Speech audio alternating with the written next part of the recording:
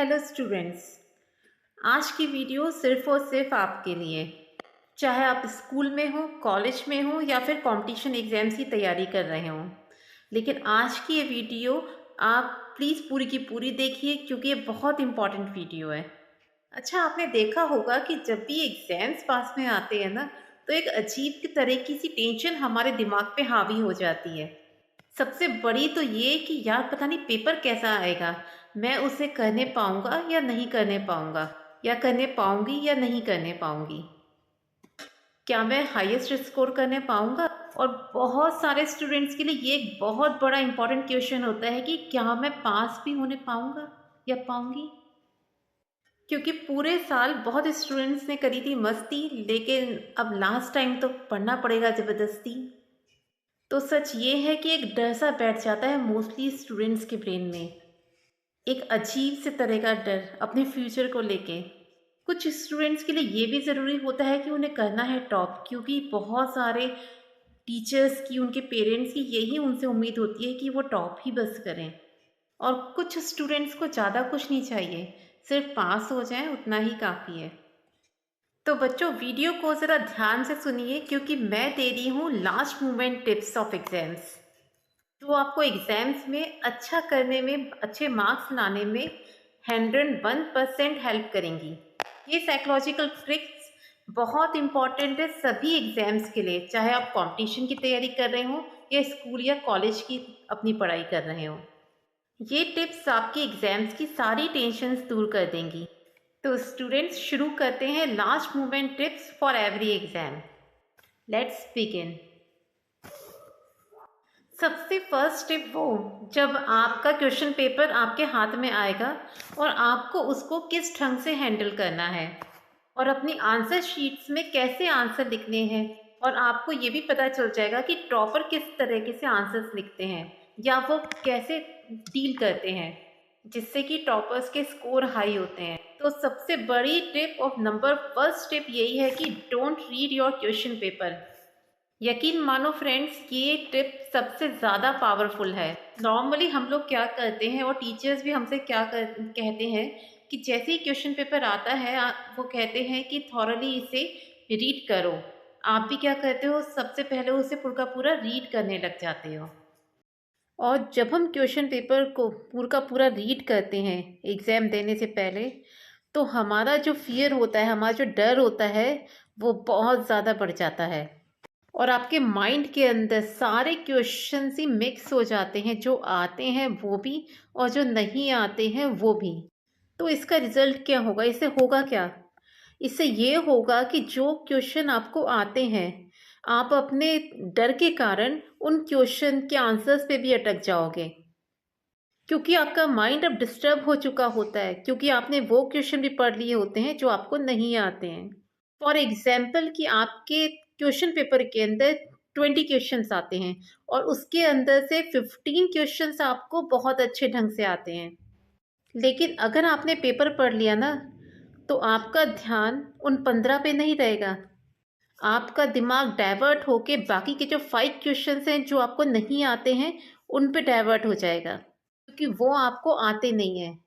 और according to psychology, हमारा दिमाग हमेशा ही उसके लिए डरता है जो हमारे पास में चीज़ें नहीं होती हैं, कभी उसके लिए सेटिस्फाई नहीं होता जो हमारे पास में चीज़ें हैं।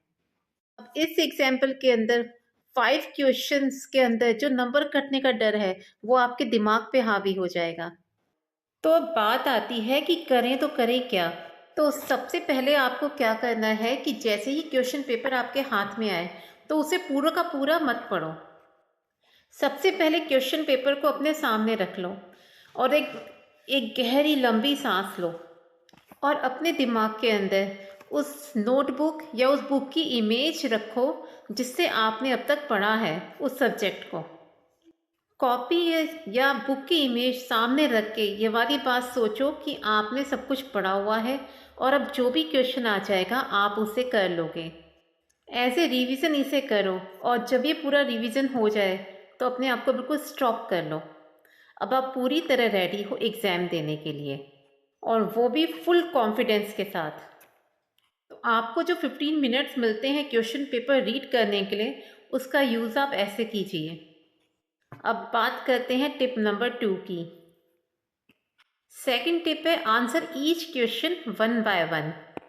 जैसे ही एग्ज़ाम से स्टार्ट होने की बेल बजे और आप क्वेश्चन पेपर को ओपन करो, तो आपको फोकस करना है केवल फर्स्ट क्वेश्चन के ऊपर। बाकी सब भूल जाओ, पूरी दुनिया क्या कर रही है क्या नहीं कर रही, इससे कोई मतलब मत रखो, सिर्फ एग्ज़ाम पर अपने फोकस करो। फर्स्ट क्वेश्चन देखो, क्वेश्चन के हर वर्ड पे फोकस करो, उसे बहुत अच्छे ढंग से पढ़ो। एक बार क्वेश्चन अंडरस्टैंड नहीं हो रहा, नहीं समझ में आ रहा, दोबारा पढ़ो, तिबारा पढ़ो। फिर आपके माइंड में उस टॉपिक से रिलेटेड जितनी भी इंफॉर्मेशन है, जितनी भी नॉलेज है, उसको रिवाइंड करो। आपका आंसर रेडी है आपके माइंड में, बस अब लिख दो उसे। बस फर्स्ट क्वेश्चन हो गया। अब आते हैं सेकंड क्वेश्चन के ऊपर। इस क्वेश्चन पे अपना पूरा पूरा ध्यान लगा दो सेकंड क्वेश्चन के ऊपर। अब फर्स्ट को भी नहीं सोचना, किसी भी चीज़ को नहीं सोचना, सिर्फ और सिर्फ जो सामने क्वेश्चन है, सिर्फ बस उसके बारे में सोचना है। फिर से इस क्वेश्चन को बहुत ध्यान से पढ़ो, जो भी इंफॉर्मेशन है उस क्वेश्चन से रिलेटेड फिर से उसे रिमाइंड कर दो। Again your answer is ready, बस उतार दो कॉपी पे। बच्चों, आपको हर क्वेश्चन ऐसे ही करना है, बाकी पूरे क्वेश्चन पेपर को देखना नहीं है। बस जो जो क्वेश्चन आप कर रहे हो केवल उस पे ही बस अपना फोकस करना है। बाकी सब ब्लर हो जाना चाहिए, जैसे फ़ोटोज़ ब्लर हो जाती है ना, बिल्कुल वैसे ही। और फोकस सिर्फ बस उस पर करना है जो क्वेश्चन सामने है और जिस क्वेश्चन को करना है। आपका तीर निशाने पे तभी लगेगा जब आप महाभारत के अर्जुन की तरह अपना फोकस सिर्फ और सिर्फ वहीं करोगे, ना कि आसपास। थोड़ा सा भी फोकस आसपास हुआ तो फिर तीर निशाने से चूक जाएगा। इसलिए बिल्कुल अर्जुन की तरह मछली की आंख पे अपना फोकस करो, यानी कि सिर्फ क्वेश्चन के ऊपर जो आप कर रहे हो। अगर इस क्वेश्चन को करते समय आपके दिमाग में जो भी रिवाइंड हो रहा है उसे लिख दो, और बाय चांस अगर नहीं रिवाइंड हो रहा है, आपको कुछ नहीं आ रहा है उस क्वेश्चन के बारे में, तो उस क्वेश्चन को छोड़ दो और आगे नेक्स्ट क्वेश्चन की तरफ बढ़ जाओ। जैसे फॉर एग्जांपल आपने थर्ड क्वेश्चन छोड़ दिया, नहीं आ रहा था कुछ भी याद, या आप डाउट में थे, आगे बढ़ जाओ, क्वेश्चन नंबर 4 करो। तो ऐसे करना है। जब आप सारे क्वेश्चंस कर लेते हो जो आपको आते हैं पहले से, जो आपको याद है, फिर आपको क्या करना है, सेकंड राउंड के अंदर जाना है। इस सेकंड राउंड में जो क्वेश्चंस आपने छोड़ दिए थे, अब उनकी बारी है। जैसे पहले वाले एग्जाम्पल के अंदर हमने थर्ड क्वेश्चन नहीं किया था, चलो अब उसको करते हैं। सारे क्वेश्चन इसलिए करने हैं क्योंकि कोई नेगेटिव मार्किंग नहीं है। नेगेटिव मार्किंग हो तो आप ज़रा सोच समझ के क्वेश्चन कीजिए। अब थर्ड क्वेश्चन को देखो। अब एक ट्रिक लगाते हैं। अब देखो, ये थर्ड क्वेश्चन आपको नहीं आ रहा है ना। जब नेगेटिव मार्किंग ना हो, चलिए लगा लीजिए कि बोर्ड का एग्ज़ाम चल रहा है, बोर्ड के एग्ज़ाम में कोई नेगेटिव मार्किंग तो होती नहीं है। और अगर आप इस क्वेश्चन को नहीं करते हो, अगर आप इस क्वेश्चन को नहीं करते हो, खाली छोड़ देते हो, तो ये समझ लो कि आपके कम से कम 2 मार्क्स तो जाएंगे ही जाएंगे। लेकिन अगर आप इसके अंदर कुछ लिख देते हो जो इस क्वेश्चन का एग्जैक्ट आंसर तो नहीं है, इससे रिलेटेड ज़रूर है, तो अब बताओ, आपको इसके अंदर कुछ ना कुछ तो नंबर ज़रूर मिलेंगे ना। चाहे कितना भी मिले, लेकिन कुछ नंबर इसके अंदर आपको ज़रूर मिलेगा। नंबर मिलेंगे ही, इस बात के 101% चांसेस हैं। इसलिए आप इसे छोड़िए मत, अगर नेगेटिव मार्किंग नहीं है तो करिए। क्वेश्चन ये है कि अब हम इसका आंसर कैसे लिखें। देखो, इस क्वेश्चन को पार्ट्स के अंदर डिवाइड कर दो, बल्कि हर वर्ड को अलग अलग कर लो। हर वर्ड पर अपना पूरा पूरा फोकस करो और सोचो। अब देखो कि इन वर्ड से रिलेटेड आपके दिमाग में क्या क्या इंफॉर्मेशन है, आपको इन वर्ड्स के बारे में क्या क्या नॉलेज है। को इन वर्ड्स से रिलेटेड कुछ ना कुछ तो नॉलेज ज़रूरी है, इंफॉर्मेशन जो आपका माइंड आपको दे रहा है। अब जो भी नॉलेज आपके दिमाग में या जो भी इंफॉर्मेशन आपके दिमाग में आ रही है, उसको कंबाइन करके आंसर लिख दो।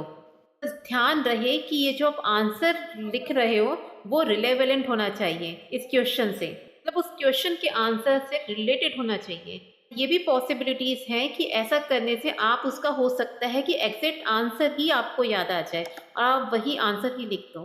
जो भी क्वेश्चन आ रहे होंगे वो वही आएंगे मोस्टली, इवन सारे वही आते हैं जो आपके कोर्स में होते हैं। बस ऐसे करके सारे के सारे आंसर्स लिख डालो। अब बताओ, अब पूरा का पूरा पेपर कंप्लीट हो गया ना। इस क्वेश्चन पेपर के अंदर आपने अपना 101% दिया है। इससे ज़्यादा आप कुछ नहीं कर नहीं सकते किसी भी क्वेश्चन पेपर के अंदर। ऐसा करने से आप बिल्कुल टेंशन फ्री होके अपना पूरा का पूरा क्वेश्चन पेपर कर लोगे और आपको सेटिस्फेक्शन होगा कि आपने अपना पूरा का पूरा क्वेश्चन पेपर सही सही किया है। Tip number 3, don't discuss with your friends.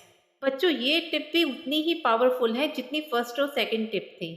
आपको पेपर देने से पहले और पेपर देने के बाद अपने फ्रेंड्स के साथ में कुछ भी डिस्कस नहीं करना है। इवन सेम डे उस पेपर से रिलेटेड कुछ डिस्कस मत कीजिए अपने फ्रेंड्स के साथ में।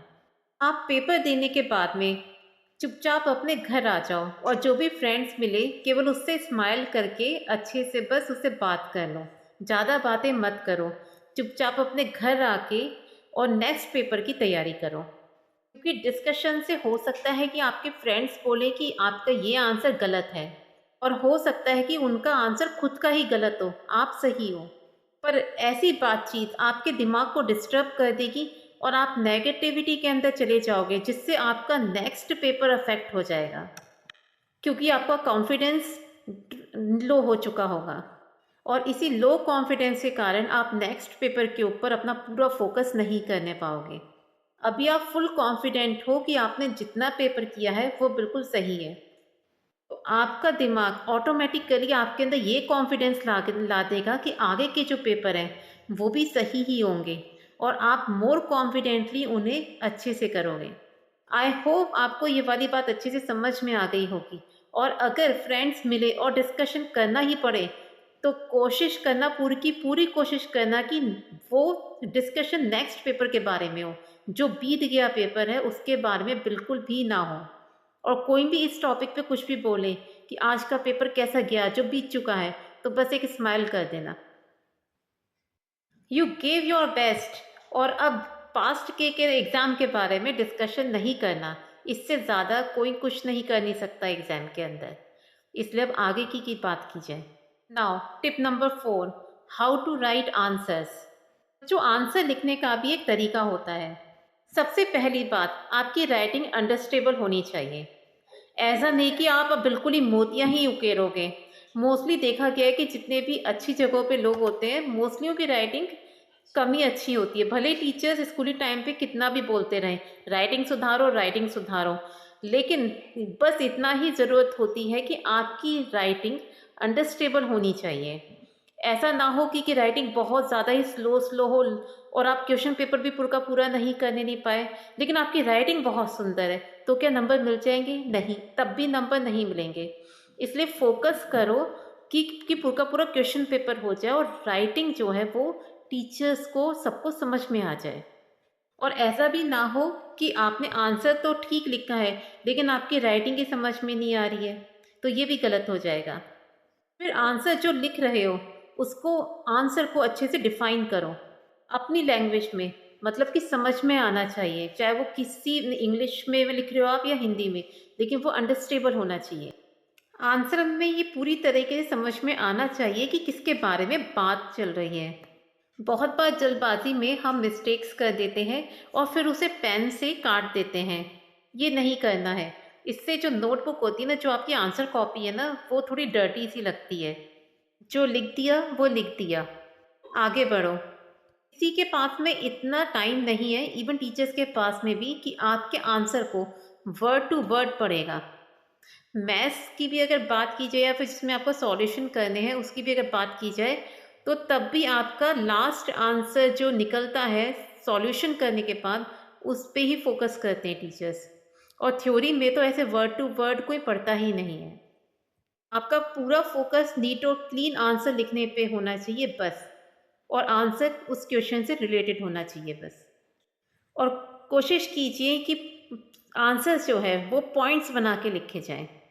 पॉइंट्स में आंसर्स ऐसे लिखो जैसे कि आप किसी को वो चीज़ समझा रहे हो, और अगर किसी का आंसर एग्जैक्ट याद है तो उस आंसर को एग्जैक्ट ही लिखो।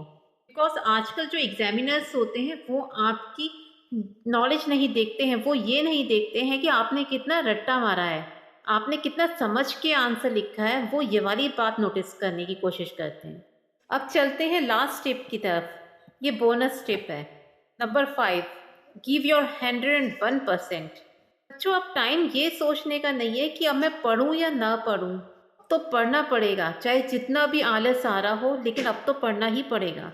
बस ये लास्ट मोमेंट्स ही आपका रिजल्ट डिसाइड करेंगे और ये एग्ज़ाम फिर ज़िंदगी में कभी नहीं आएगा। इसलिए अपना 101% दो और कुछ भी ना सोचते सिर्फ़ और सिर्फ़ पढ़ो। चाहे आपने पूरे के पूरे साल कितनी भी मौज मस्ती करी हो, पढ़ाई की हो या ना की हो, लेकिन इस टाइम पे अब पढ़ो। चाहे आपने पहले कितना भी पढ़ लिया हो, लेकिन इस टाइम पे आपको अब पढ़ना ही पढ़ना पड़ेगा। बच्चों जो भी आप अभी पढ़ोगे ना, वो ही आपका फाइनल रिजल्ट डिसाइड करेगा। अब आप में जितनी भी ताकत है, उसका यूज़ करो। आपको बस अपना 100% देना है और अपने किसी फ्रेंड की बातों में, किसी नेबरहुड की या किसी की भी रिश्तेदार की बातों में ना आते हुए सिर्फ़ और सिर्फ पढ़ाई करनी है। अब चाहे कोई रूठे या मने, इस टाइम पे सिर्फ़ और सिर्फ पढ़ाई पर ही फ़ोकस करना है, चाहे आपने पूरे साल कुछ भी किया हो। और आप ये भी अपने दिमाग से बात निकाल दो कि आपका रिज़ल्ट कैसा रहेगा। रिज़ल्ट के बारे में भी कुछ भी नहीं सोचना है। क्योंकि अगर आप अपना 100% देते हो तो रिज़ल्ट भी अच्छा ही आता है।